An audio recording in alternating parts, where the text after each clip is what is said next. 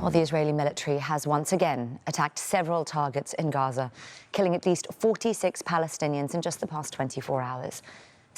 Well, there's been international condemnation after video emerged of an Israeli attack on Palestinian medics. This video contradicts Israel's version of events, and there are now calls for the attack to be investigated as a war crime. A warning some viewers may find Michael Apple's report distressing.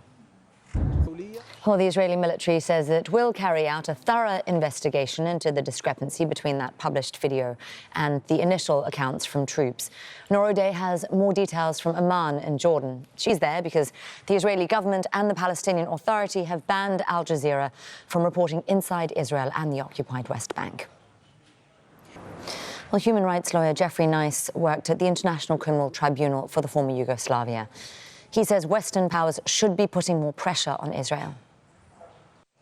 Well, Palestinians in the occupied West Bank have held a rally there to express their support for Gaza.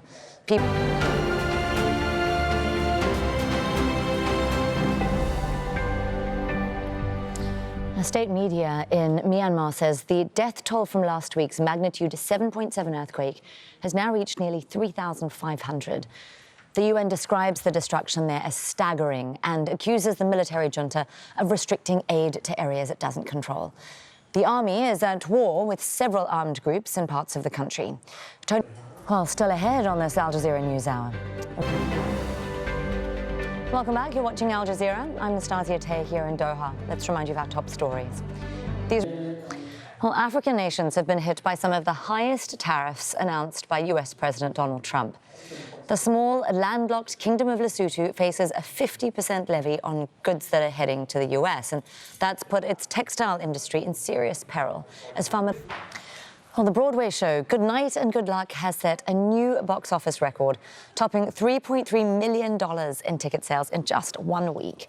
Starring Hollywood actor George Clooney, the historical drama focuses on a broadcaster's takedown of Senator Joseph McCarthy back in the 1950s.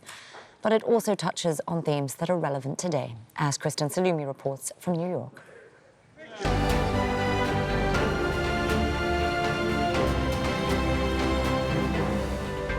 Welcome back. It is time for sport now, and here's Gemma. Thank you, Nastasya.